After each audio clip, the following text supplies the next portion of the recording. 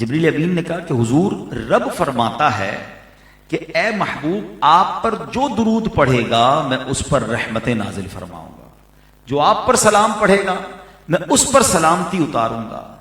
اے عبد الرحمن، اتنی بڑی نعمت میرے امتیوں کو ملی، اس نعمت کے شکرانے پر میں نے یہ سجدہ کیا تھا۔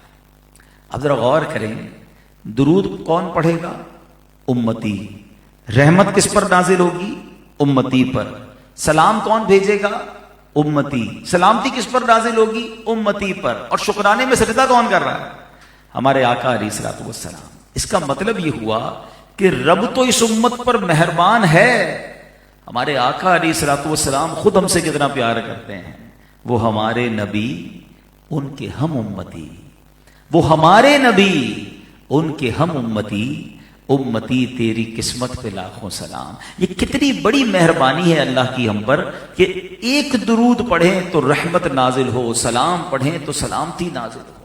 اس سے پتہ یہ چلا کہ آج کل دور بڑا کلیمٹیز کا، پرابلمز کا، ڈیفیکلٹیز کا ہے۔ بیماریاں الگ چل رہی ہیں، وائرس الگ چل رہے ہیں، پرابلمز الگ چل رہے ہیں۔ اگر ہم چاہتے ہیں کہ ہماری سیکیورٹی رہے، اللہ کی رحمتیں ہمارے ساتھ رہیں، تو درود پاک ایک ایسا فارمولہ ہے کہ اگر ہم گھر سے نکلیں درود پڑھتے ہوئے، کام پہ جا رہے ہیں درود پڑھتے رہیں، واپسی میں آئیں تو درود پڑھتے رہیں، فضول باتوں سے اگر اپنے آپ کو بچائیں تو انشاءاللہ آپ اللہ کی رحمتوں کے سائے میں رہیں گے۔ اللہ کی رحمت نازل ہوتی رہے گی تو پرابلمز بھی دور ہو جائیں گی۔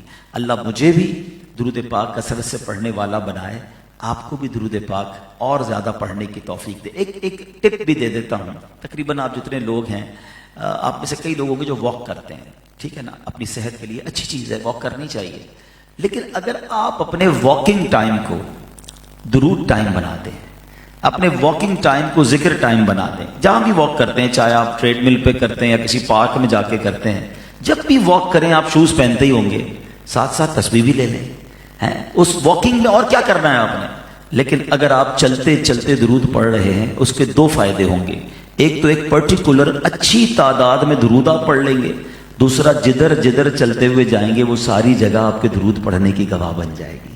کلمہ پاک بھی پڑھ لیں، اللہ کا ذکر بھی کر لیں، کچھ آپ تعداد طے کر لیں گے، اتنی تسبیح میں نے کلمہ پاک کی پڑھنی ہے، سبحان اللہ کی پڑھنی ہے، الحمدللہ کی پڑھنی، درود کی پڑھنی، 30 minutes 40 minutes what ever time جو آپ واک کر رہے ہیں، اگر اس کو درود ٹائم اور ذکر ٹائم بنا لیں۔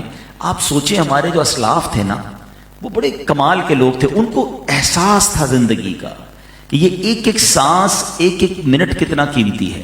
ایک بزرگ کے بارے میں آتا ہے، وہ جدھر سے گزرتے تھے نا اللہ کا ذکر کرتے ہوئے گزرتے تھے۔ ایک بار کسی سڑک سے گزرے، دوبارہ گزرے وہاں سے، تو کسی نے کہا ابھی تو آپ گئے تھے، کہا میں سڑک سے گزرا تھا مگر اللہ کا ذکر کرنا بھول گیا تھا۔ میں چاہتا ہوں میں زندگی میں جہاں جہاں سے گزروں وہاں رب کا ذکر کرتے ہوئے جاؤں، وہ ساری جگہ میرے اللہ کے ذکر کی گواہ بن جائے۔ اور یہ اتنا ایفرٹ لیس نیکی ہے، ذرا مل کر کہیے سبحان اللہ، اب کہیے الحمدللہ، اب کہیے اللہ اکبر۔ کتنی دیر لگی؟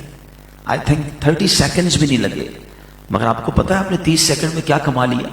آپ جتنی بھی بڑی پوسٹ پہ ہوں، بڑے بڑے بزنس مین یہاں بیٹھے ہیں، آپ کبھی اپنی پوری ارننگ جو بھی آپ مہینے میں کماتے ہیں، چاہے وہ ملینز میں ہو، اس کو کبھی کیلکولیٹ کیجئے گا کہ 30 سیکنڈ میں کتنے بنتے ہیں، تو وہ چند روپے ہی بنیں گے، چند 100 روپے ہی بنیں گے، کیونکہ پورے مہینے کی ہے نا۔ 30 سیکنڈز میں بلینر بھی چند 100 روپے ہی کماتا ہے، چند ہزار کما لے گا، مگر آپ کو اندازہ ہے آپ نے 30 سیکنڈ میں ابھی کیا کمایا ہے؟ میرے نبی کے سچے وعدے ہیں، جو ایک بار سبحان اللہ کہتا ہے اللہ اس کے لیے جنت میں درخت لگا دیتا ہے، ایک بار الحمدللہ کہے اس کے لیے جنت میں درخت لگ جاتا ہے، ایک بار اللہ اکبر کہے اس کے لیے جنت میں درخت لگ جاتا ہے within seconds۔ اور یقین کریں یہ نیکیاں جب انسان دنیا سے جائے گا نا، پھر اسے ریئلائز ہوگا کہ اللہ دوبارہ بھیج دے، میں اور نیکیاں کرنا چاہتا ہوں۔ جب اس کا اجر دیکھے گا تو فضول باتوں میں، سوشل میڈیا میں گھنٹوں ضائع کر دیتے ہیں۔ تو اپنے پورے دن میں کوئی ٹائم تو رکھیں ایسا کہ کچھ تلاوت کا ٹائم ہو، کچھ ذکر کا ٹائم ہو، کچھ درود کا ٹائم ہو۔ نماز تو پڑھنی ہے، تو انشاءاللہ اگر یہ شیڈول میں آپ نے شامل کر لیا تو یو فیل فریش۔ ہاں، آپ دیکھیں گے یہ ذکر و درود آپ کو کتنا ریلیکس کر دے گا۔ اللہ مجھے بھی اپنے اور اپنے حبیب کے ذکر کرنے والی زبان عطا فرمائے اور آپ کو بھی نصیب فرمائے۔ آئیے مل کر ایک بار محبت کے ساتھ درود پاک پڑھ لیں۔ صلو علی الحبیب صلی اللہ تعالی علی محمد صلی اللہ علیہ وسلم۔ میں نے آج آپ کو دو بہت ہی خوبصورت واقعات سنانے ہیں، اور یہ دونوں واقعات بخاری شریف میں موجود ہیں، حدیث پاک کی سب سے مستند کتاب ہے، اور یہ دونوں واقعات سرور کائنات صلی اللہ تعالی علیہ وسلم نے اپنے صحابہ کو سنائے. ٹھیک ہے. اچھا، یہاں ایک چھوٹا سا کنفیوژن، ایک چھوٹا سا بعض اوقات کچھ لوگ آرگیومنٹ کرتے ہیں کہ جب کوئی عالم دین، جب کوئی واعظ اپنے بیان میں کوئی واقعہ سنائے تو اول تو لوگوں نے سننا نہیں ہوتا، اور سننا ہوتا تو ایک اعتراض ہوتا ہے کہ یار قرآن و حدیث کی بات کرو، کیا واقعات سنا رہے ہیں؟ تو شاید انہوں نے خود قرآن و حدیث پڑھا نہیں ہے، کیونکہ قرآن میں 100 سے زیادہ واقعات ہیں. سورہ بقرہ کیا ہے؟ گائے کا واقعہ ہی ہے نا. سورہ یوسف کیا ہے؟ حضرت یوسف کا واقعہ ہے. بلکہ سورہ یوسف کو تو احسن القصص کہا گیا، بہترین، قرآن کے بہترین قصوں میں سے ایک قصہ. It means there are so many stories in Quran, more than 100 قرآن میں واقعات ہیں. اور میں جو آج واقعات آپ کو سنا رہا ہوں یہ بخاری شریف میں ہیں، اور نبی پاک علیہ الصلوۃ والسلام نے صحابہ کرام کو سنائے. تو واٹ از دا ریزن؟ کیوں واقعات سنایا کرتے تھے اور قرآن نے کیوں واقعات بیان کیے ہیں؟ اچھا، آج بڑی ٹیکنالوجی کا دور، بڑا جناب ریسرچ کا دور ہے. ان تمام ریسرچ کے بعد یہ بات سامنے آئی ہے کہ ہمارے اسکول ہوں، کالجز ہوں، بچوں کی مانٹنسری بھی ہوں، اگر کوئی بات بچوں کو سمجھانی ہے تو اس کے متعلق پہلے کوئی کہانی سنانی ہے. کیوں؟ انسان کی یہ سائیکی ہے کہ وہ کسی سٹوری کے ذریعے، کسی واقعے کے ذریعے بات کو اور اچھے انداز سے سمجھتا ہے. تو انشاءاللہ امید ہے آئندہ کنفیوژن نہیں ہوگی. بہرحال میں تو بخاری شریف کا واقعہ، اور وہ بھی نبی پاک نے صحابہ کو سنایا. بنی اسرائیل میں 3 لوگ تھے، حدیث پاک کا خلاصہ ہے، اور ان تین لوگوں میں 3 پرابلمز تھے. ایک برس کا مریض تھا. برس کہتے ہیں جس کے جسم پر وائٹ داغ لگ جاتے ہیں، پورا جسم وائٹ ہو جاتا ہے. ایک تھا جس کے بال ہی نہیں آتے تھے، گنجا تھا، اور ایک اندھا تھا. ان تینوں کی اللہ کریم نے آزمائش فرمائی.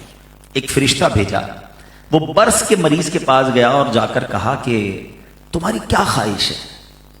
کہتا بس میری ایک ہی خواہش ہے، میرے یہ داغ دور ہو جائیں، میری جسم باڈی بیوٹیفل ہو جائے، بڑا عجیب سا میرا چہرہ ہو گیا ہے، میری باڈی بڑی عجیب سی ہو گئی، اللہ کرے یہ دور ہو جائے.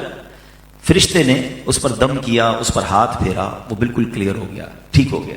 کہا اور مال کون سا اچھا لگتا ہے؟ کہتا مجھے اونٹ بڑے پسند ہیں. تو اس کو 10 حاملہ اونٹنیاں فرشتے نے دے دی جس میں بچے بعد میں ہونے تھے. آگے گیا تو گنجا ملا جس کے بال ہی نہیں آتے تھے. کہا تمہاری کیا خواہش ہے؟ بس ایک ہی خواہش ہے، بال آ جائیں اور یہ بیماری دور ہو جائے. فرشتے نے اس پر دم کیا، اس کے بال آنا شروع ہو گئے. کہا اور کیا چاہیے؟ کہا مجھے بکرے بڑے پسند ہیں، بکریاں بڑی پسند ہیں. اس کو حاملہ بکریاں دے دی اس نے. اور آگے گیا تو وہ تیسرا اندھا تھا. کہا تمہیں کیا چاہیے؟ کہا بس آنکھیں چاہیے، اس سے بڑی کیا نعمت ہوگی، اندھا ہوں میں. اس کی آنکھوں پر دم کیا، اس کو آنکھیں آ گئی ہیں. اور کہا اور مال کیا چاہیے؟ تو کہا مجھے گائے بڑی پسند ہے. تو اس کو حاملہ گائے دے دی. اللہ کا کرنا ایسا ہوا کہ تینوں کے مال میں بھی بڑی برکت ہوئی. حدیث پاک میں آتا ہے کہ اونٹنی والے کے پاس، برس والے کے پاس اونٹنی کی وادی بھر گئی، اتنی اونٹنیاں ہو گئی تھوڑے دنوں میں. اور جو بال جس کو چاہیے تھے بال تو آ گئے، اور اس کے پاس بکریاں ہی بکریاں، پورے ریوڑ کے ریوڑ بن گئے. اور جس کو آنکھیں چاہیے تھی اس کو آنکھیں بھی مل گئیں، اور اس کے پاس بھی گائیں کی جو ہے نا فراوانی ہو گئی. Now they become well off, پیسے والے ہو گئے، اس زمانے کے بلینرز ہو گئے. اب وہ فرشتہ تھوڑے عرصے بعد پھر گیا برس کا مریض بن کر. فرشتہ اس کی جو اپیرنس تھی وہ خود بھی اب وہ برس کے جو مریض کے داغ ہوتے ہیں نا اسی چہرے میں اس بندے کے پاس گیا اور کہتا بھائی میں بڑا پریشان ہوں، دیکھو میں برس کا مریض ہوں، کھانے کو بھی کچھ نہیں ہے، مسافر بھی ہوں، اتنی اونٹنیاں ہیں تمہارے پاس، ایک اونٹنی مجھے دے دو. وہ کہتا نہیں میں تمہیں تو نہیں دے سکتا. کہ تم وہی نہیں جس کے پاس کچھ بھی نہیں تھا، اللہ کریم نے پچھلے دنوں تمہارے دن اچھے کیے ہیں. وہ بندہ کہتا ہے نہیں میں تو خاندانی پیسے والا ہوں. اپنی اوقات بھول کر وہ کہتا ہے میں تو یہ سب میرے آباء و اجداد کا مال ہے، میں تو پہلے سے ویل آف ہوں، میں تو بالکل ٹھیک تھا. تم وہ نہیں جس کو بیماری تھی؟ کہتا نہیں. اگر تو جھوٹ بولتا ہے تو اللہ پہلے جیسا تجھے کر دے. اس فرشتے نے یہ دعا کی اور آگے چلا گیا. اب اس کے پاس پہنچا جس کے بال نہیں تھے، اس کو جا کر کہتا ہے کہ مجھے بھی کچھ اللہ کے نام پر دو، تمہارے پاس تو بڑا مال ہے، اتنی بکریاں، ایک بکری مجھے دے دو. کہتا نہیں میں تمہیں نہیں دے سکتا. کہ تم تو تھوڑے دنوں پہلے تمہارے پاس تو کچھ نہیں تھا، اللہ نے تمہیں دیا. کہتا نہیں یہ سب میرے باپ دادا کا ہے، میں تو خاندانی رئیس ہوں، ہمارا تو ایک خاندانی کام ہے. اچھا اگر تم جھوٹ بولتے ہو تو اللہ تمہیں پہلے جیسا کر دے. حدیث پاک میں آتا ہے وہ بندہ، وہ فرشتہ جو ہے اندھا بن کر اب اس اندھے کے پاس گیا. کہا کہ بھائی میرے پاس آنکھیں نہیں ہیں، میرے پاس کچھ بھی نہیں ہے، تمہیں اللہ نے بڑا نوازا ہے، اتنے ساری تمہارے پاس جانور ہیں، ایک گائے مجھے دے دو۔ اندھا کہتا ہے تم صحیح کہتے ہو، میں بھی تھوڑے دنوں پہلے اندھا تھا، میرے پاس کچھ نہیں تھا، یہ آنکھیں بھی مجھے میرے رب نے دی ہیں، یہ مال بھی میرے رب نے مجھے دیا، تمہیں جو چاہیے اس میں سے لے لو، مجھے بالکل اچھی طرح احساس ہے کہ اندھا کیسے زندگی گزارتا۔ فرشتے نے کہا مجھے چاہیے کچھ نہیں، اس کو برکت کی دعا دی اور وہ چلا گیا۔ اب یہ حدیث پاک جو ہے نا، یہ اس قدر ہم سب کے لیے اس میں میسج اور درس ہے۔ اچھا وہ دونوں برباد ہو گئے، جس کو کہا نا فرشتے نے کہ اگر تم جھوٹے ہو تو پہلے جیسے ہو جاؤ، وہ واپس پہلے جیسے ہو گئے، ساری نعمتیں چلی گئیں۔ مگر اس واقعے سے دو باتیں سیکھنے کو ملی کہ انسان کو کبھی اپنی اوقات نہیں بھولنی چاہیے۔ آج میں اور آپ جو کچھ ہے نا، یہ فقط رب کی عطا ہے، ہماری کوئی ہوشیاری نہیں ہے۔ ہمارے وہی دو کان ہیں جو فقیر کے ہوتے ہیں، وہی دو آنکھیں جو اس کے پاس بھی ہیں۔ ایک غریب آدمی سگنل پر ہماری گاڑی کھلتی ہے تو ہماری گاڑی پر وائپر لگاتا ہے، اس کا کوئی قصور نہیں ہے کہ آج وہ وائپر والا اور میں اے سی گاڑی میں بیٹھنے والا ہوں، یہ صرف میرے رب کی مہربانی ہے، اس میں ہمارا کوئی کمال نہیں ہے۔ مگر کبھی کبھی انسان کو یہ باتیں یاد نہیں رہتی، وہ سمجھتا ہے سب میں نے کیا ہے، یہ میری عقل ہے۔ نہیں جناب، اگر ہوشیاری سے ہی پیسے ملتے ہوتے، عقل سے پیسے ملتے ہوتے تو سارے دنیا کے پروفیسر اربوں پتی ہوتے۔ ایسا نہیں ہے، پیسہ عقل ہوشیاری سے نہیں، مقام عقل ہوشیاری سے نہیں، اللہ کی عطا ہے، جس کو رب چاہے عطا فرمائے۔ وَتُعِزُّ مَن تَشَاءُ وَتُذِلُّ مَن تَشَاءُ۔ اور ایک اور بات یاد رکھنی ہے کہ یہ رب جب چاہے واپس بھی لے سکتا ہے، یہ جب اسی نے دیا ہے پھر تو میرے ہاتھ میں کچھ بھی نہیں ہے نا۔ جو جتنا شکر ادا کرتا ہے، جو جتنا اللہ کا احسان مانتا ہے، جتنا ڈاؤن ٹو ارتھ رہتا ہے، اس کی نعمتیں، اس کی رحمتیں اتنی بڑھتی ہیں۔ اور جو عقل کہتے ہیں نا، اس کی ٹور ہی بدل جائے، اس کا سٹائل ہی بدل جاتا ہے، اس کو پھر برباد ہونے سے بھی کوئی نہیں روک سکتا۔ اور یہ نعمتوں میں اضافے کا فارمولا بھی یہی ہے۔ اللہ نے قرآن میں فرمایا لَإِن شَكَرْتُمْ لَأَزِيدَنَّكُمْ، تم میرا شکر ادا کرو میں تمہیں اور عطا کروں گا۔ سبحان اللہ۔ یعنی اگر ہم چاہتے ہیں کہ یہ کنٹینیو رہیں، اس کو زوال نہ ہو، یہ ہماری نعمتیں چھن نہ جائیں، تو اس کا فارمولا یہی ہے کہ شکر ادا کرتے رہیں، مالک یہ تیری عطا ہے، تیری مہربانی ہے، اور تکبر نہ کریں، پراؤڈ نہ کریں، اپنا کمال نہ سمجھیں، اور پھر اور لوگوں کو ہیلپ آؤٹ بھی کرتے رہیں۔ اچھا اس میں جو ہے نا ایک اور کمال کی بات پتہ ہے کیا ہے کہ نارملی ہم کہتے ہیں، ہمیں سب کو پتا ہوتا ہے کہ شکر کرنا چاہیے، میری بہنیں بھی پردے میں مجھے سن رہی ہیں، لیکن شکر جو ہے نا اس کا ایشو یہ ہے کہ ہم سمجھتے ہیں صرف زبان سے ہی شکر ہوتا ہے، یا اللہ تیرا شکر، یا اللہ تیری مہربانی۔ صرف زبان سے شکر نہیں ہوتا، پریکٹیکل بھی شکر ہوتا ہے۔ میں اللہ کا شکر بھی ادا کرتا رہا ہوں، اسے ناراض بھی کرتا رہا ہوں، یہ کیسا شکر ہے؟ مثال کے طور پہ آپ کا ایک ملازم ہو، آپ کے پاس آئے کہ صاحب مجھے کچھ قرضہ چاہیے، کوئی ہیلپ چاہیے، آپ نے کہا چلو بیٹا میں نے تمہاری ہیلپ کر دی۔ اچھا وہ کیسا؟ آپ بڑی مہربانی، آپ کہیں بیٹا ذرا یہ گلاس اٹھا کے ادھر رکھ دو، وہ تو نہیں رکھوں گا۔ بیٹا ذرا گاڑی نکالو، وہ بھی نہیں نکالوں گا۔ اچھا کل ٹائم پہ آنا، نہیں ٹائم پہ نہیں آؤں گا۔ آپ کی مہربانی، مہربانی بھی کہہ رہا ہے اور بات بھی نہیں مان رہا ہے، تو بتائیے آپ کیا کریں گے؟ یا تو اسے فائر کر دیں گے کہ عجیب شکر ہے، عجیب تھینکس ہے کہ زبان سے تھینکس کہہ رہا ہے، بات ایک بھی نہیں مان رہا ہے۔ ہم میں سے بہت سارے لوگ ایسے ہی ہیں جو زبان سے تو تھینکس ادا کر رہے ہیں، زبان سے تو اللہ کا شکر ادا کر رہے ہیں، پریکٹیکلی اللہ کو ناراض کر رہے ہیں، نہ نماز پڑھ رہے ہیں۔ نماز ایکچولی پوری باڈی کا شکر ہے، آنکھوں سے لے کر، سر سے لے کر، ہاتھ سے لے کر، پیر سے لے کر، یہ پوری باڈی کا شکر ہے کہ یا اللہ آنکھیں دی، پیر دیے، ہاتھ دیے، سب تیری بارگاہ میں جھکا رہا ہوں۔ اتنی سی دیر لگتی ہے نماز میں، اس کا ٹائم نہیں ہمارے پاس۔ فرمایا حرام نہ کماؤ، حرام کما رہے ہیں، حلال کے قریب نہیں جا رہے۔ یہ کیسا شکر ہے؟ ایکچولی شکر اللہ کی اطاعت کا نام ہے۔ یقیناً زبان سے شکر ادا کرنا ہے، مگر لاجیکلی بھی آپ کو سمجھ آتا ہے کہ شکر یہ ہے کہ جس نے دیا ہے نا اس کو ناراض نہ کرے۔ ہونا کیا چاہیے ویسے ذرا آپ تھوڑا سا سوچتے ہیں؟ اللہ عطائیں بڑھائے تو ہمیں سجدے بڑھانے چاہیے نا، ہمیں صدقے بڑھانے چاہیے، ہمیں شکر بڑھانا چاہیے۔ مگر ادھر حال یہ ہے کہ بندے کے پاس جب تھوڑا ہوتا ہے نا تو وہ ابھی بھی کچھ نہ کچھ اللہ کی بات مان رہا ہوتا ہے، جیسے جیسے بڑھتا جاتا ہے ویسے ویسے کل پرزے نکلنا شروع ہوتے ہیں۔ بندہ کہتا ابھی تو دن آئے ہیں عیش کرنے کے، ابھی تو موج کرنے کے دن آئے ہیں، کتنے ٹائم سے رکا ہوا تھا بھائی، مال ہی نہیں تھا، پیسہ ہی نہیں تھا، مقام ہی نہیں تھا، ابھی تو ٹائم آیا ارمان پورے کرنے۔ یہ بہت بڑی بے وقوفی ہے۔ عقل مندی یہ ہے کہ وہ عطائیں بڑھائے تو ہم سجدے بڑھائیں، ہم خطائیں بڑھاتے ہیں، وہ عطائیں بڑھاتا ہے، ہم نافرمانیاں بڑھاتے ہیں۔ اور پھر بعد میں سر پکڑ کر روتے ہیں کہ یار ٹینشن بہت ساری ہے. اچھا اسی واقعے سے ایک اور بڑا زبردست میسج ملتا ہے کہ آزمائش جو ہے نا وہ صرف بیماری نہیں ہے. ہم نے آزمائش کا بھی جب خود ہی کانسیپٹ بنا لیا یار یہ بندہ بڑی آزمائش میں. کیا آزمائش میں؟ بیمار ہے. اچھا یہ کیا آزمائش میں؟ قرضے میں. یہ کیا آزمائش میں؟ کاروبار میں نقصان ہو رہا ہے. یقیناً یہ آزمائش ہے, لیکن آزمائش صرف یہ نہیں ہے, آزمائش نعمتیں دے کر بھی کی جاتی ہے. ان تینوں کے ساتھ کیا ہوا تھا؟ ان کو تو دیا, جو مانگا وہ دیا نا اللہ نے, اور یہی تو چیکنگ تھی.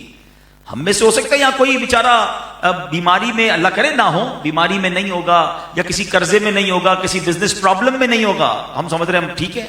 ہمیں جو اتنی ساری نعمتیں دی گئی ہیں نا, یہ بھی آزمائش ہے. یہی تو چیکنگ ہو رہی ہے کہ دے رہے ہیں تو فرما بردار بن رہا ہے یا نافرمان بن رہا ہے. ایک بڑی پیاری بات علماء سے سوال کیا گیا کہ ہمیں کیسے پتا چلے, ہاؤ وی کین جج کہ جو مجھے ملا ہے یا مل رہا ہے یہ نعمت ہے یا آزمائش ہے. کوشچن ہے نا.